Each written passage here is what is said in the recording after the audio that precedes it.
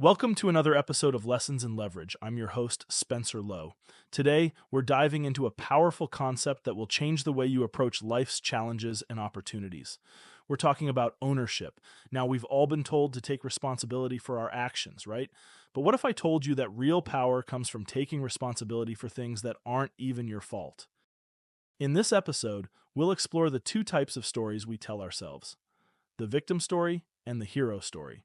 I'll show you how adopting a hero mindset can make you more powerful, more confident, and ultimately more successful in both your personal and professional life. By the end of this episode, you'll understand why the ability to take responsibility, even for things that seem outside your control, is the key to unlocking your fullest potential. Stick around, because this lesson in ownership might just be the catalyst for the growth you've been looking for. Welcome to Lessons in Leverage, the podcast that takes you behind the scenes of success. We'll help you unlock the secrets of leverage so you can amplify your impact in the world. Here's your host, Spencer Lowe. When you're growing from child to adult, you learn to take responsibility for your actions. You learn to admit when you've done something wrong and take the blame. It's an important part of growing up. But then as an adult, you're really only at the very beginning of what's possible.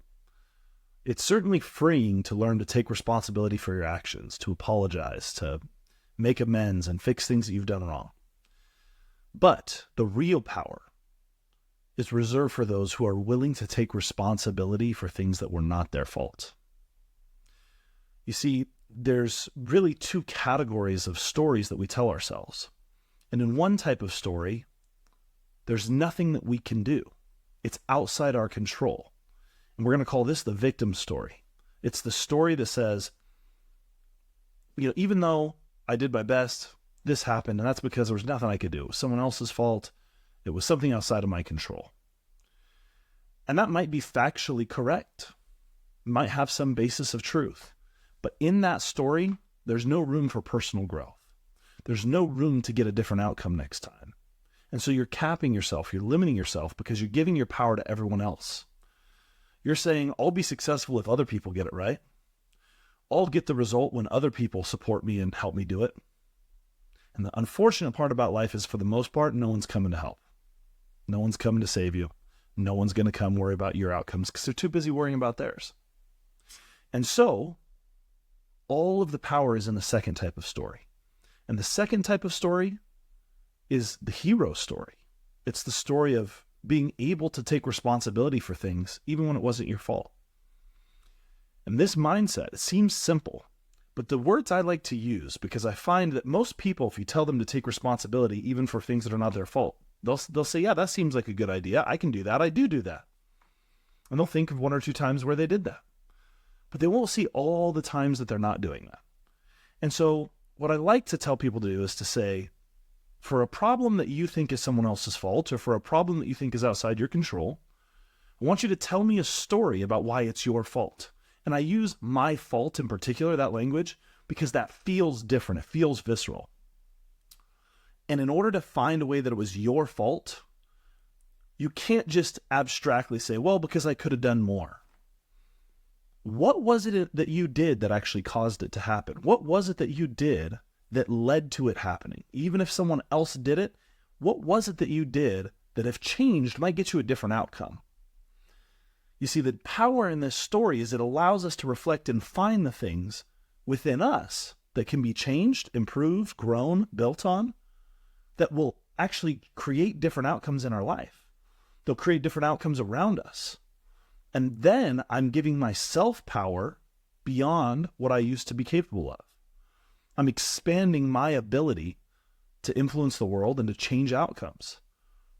Because if I only change the outcomes that I'm currently fully in control of and fully to blame for, then my life stays small.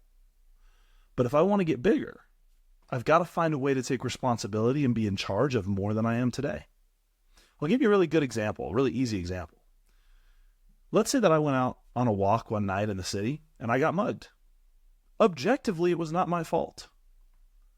But I still get to choose what story I associate to this experience.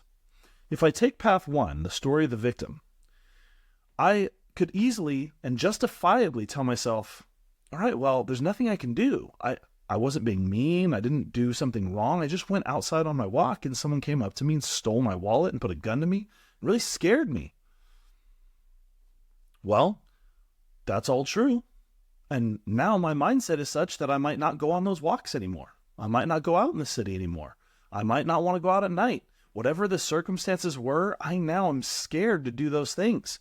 Because who knows, what if I get victimized again? What if someone does that to me again? It's not like there's anything I could do to change it. Well, that's the type of mindset that can be so painful to live with and can keep us small and reduce what we're capable of. Consider the second type of story. Consider if you say, you know what, I got mugged and it was my fault. That feels weird to say because objectively you were the victim in that scenario. But what if it was your fault? You have to really think. You have to say, well, what would have to be true if it was my fault? And now we can start to reflect on things that open doors to us, that give us options, that make us more powerful, that expand our life.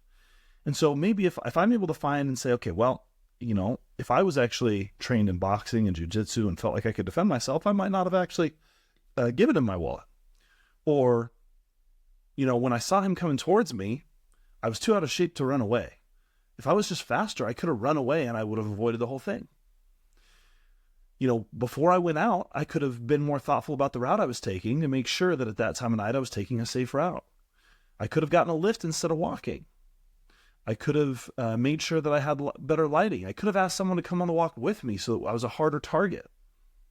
So as I'm thinking through all of these ways that I might have caused this mugging to happen, that my decisions led to this mugging happening, I'm able to now take control of variables that allow me to feel empowered to expand my life going forward. Because once I decide what I'm going to do about it, if those are all the things that could have gone wrong, that means there's something I can do. I can get in shape so I can run faster. I can learn to defend myself. I can carry a gun maybe, depending on if you're in the U.S. and if it's legal, maybe I can carry a weapon to protect myself. I could not take my wallet with me. I could get a lift. I could go out on a different route that's through a better part of town. So I have all these options, and now I don't have to live in fear of getting mugged. I can live an even more full life where I go get the results I want. I can go outside at night. I can go in the city at night. I can do all the things I want to do and expand my life, feeling confident that I'm controlling what I can control to shape the future and not become a victim. You see, it all lies in what we choose to tell ourselves about in the story about what happened. And so being able to shape that story that we have in our mind changes how we feel about it. It changes the actions we take, and it very explicitly defines the power we have to change outcomes in the world subsequently. And so we make decisions every day in our mindset that are going to either make us smaller, that are going to give other people power over us, or that make us bigger and give us more power over the world. This is the most valuable thing we can possibly teach. In life, this will make you happier in your personal life. It will make you more wealthy in your professional life. You get compensated directly in proportion to the amount of responsibility you're willing to take. And you simply can't take large amounts of responsibility without choosing to be responsible for other people and other outcomes that are not fully within your control, or at least don't seem within your control at the outset.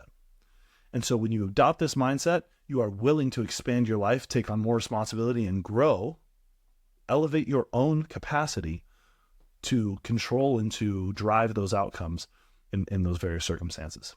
So more than anything else that I've seen and learned from different mentors and people that I've met who've been wildly successful, this is the most common belief. This is the belief that creates success, because everything else runs from it.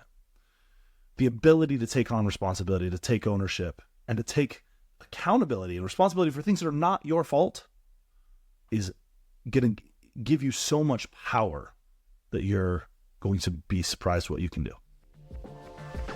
Hey, before you go, I have a small request. Our mission is to empower as many people as possible to maximize their potential through the power of leverage. Would you help us in this mission by leaving a review on iTunes, Spotify, or YouTube? And if you know just one person who would benefit from today's episode, would you please share it with them? Your support means the world to us, and we are thrilled to have you in the community. Thank you for being a part of our journey and helping us grow. You can find show notes for today's show and past shows at lessonsinleverage.com. which also has links to connect with me personally and connect with our various podcast channels across your favorite social networks. A big thanks to Solve.cloud who sponsored this episode. They're a group of expert consultants that help SaaS and financial services companies to implement, optimize, and manage Salesforce.com. They can help you with custom integration solutions and are helping customers to implement some of the most important generative AI technologies. You can find them at solved.cloud. That's SOLVD.cloud is the URL. Thanks again, and we'll talk soon.